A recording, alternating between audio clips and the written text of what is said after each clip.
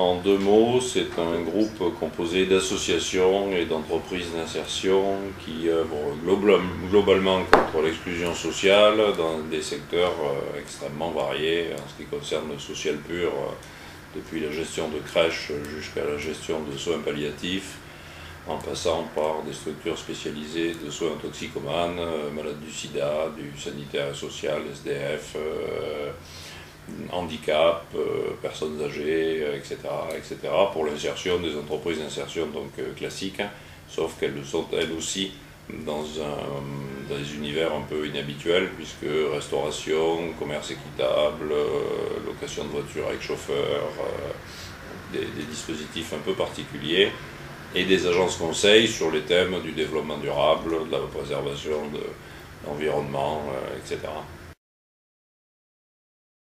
Il s'agit de réfléchir globalement à des alternatives possibles sur à peu près l'ensemble des secteurs, y compris l'économie, puisque c'est de ça dont il est question. En tout cas, c'est peut-être le point commun entre l'ensemble de ces activités qui peuvent apparaître comme assez éloignées les unes des autres, c'est que le modèle économique est un modèle dans lequel il n'y a pas de propriété de quoi que ce soit par qui que ce soit, et il n'y a pas de distribution dividende, mais il y a création de richesses. Donc les richesses, elles sont mises à profit de la communauté au lieu d'être partagées entre quelques-uns.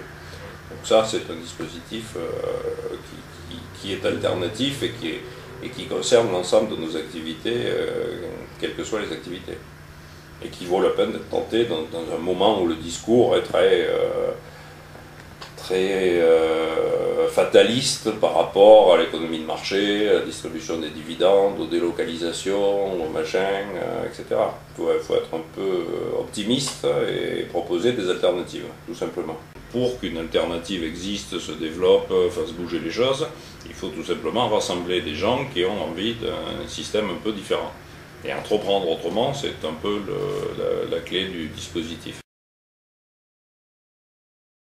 L'idée de l'entreprise d'insertion, c'est d'être le plus proche possible de l'entreprise tout court, et il ne s'agit pas d'être dans des dispositifs aidés ad vitam aeternam.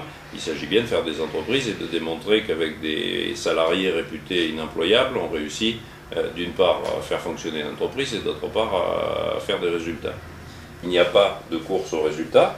Par contre, il y a une course à l'amélioration des services rendus en termes de qualité et en termes de quantité. Et ça s'appelle la rentabilité. C'est aussi valable dans une association que dans une grande entreprise.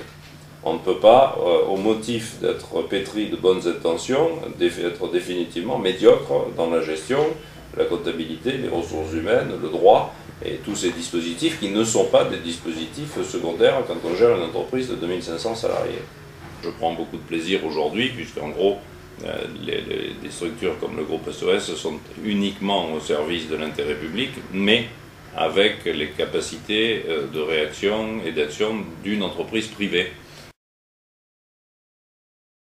Et ça devrait être ce que c'est en théorie. Le développement durable, c'est placer là aussi l'individu au centre des préoccupations, mais sans l'oublier. Le développement durable, c'est aussi l'individu, la lutte contre les exclusions, la prise en compte des parties prenantes. C'est pas simplement rouler dans une voiture hybride ou faire du Vélib régulièrement.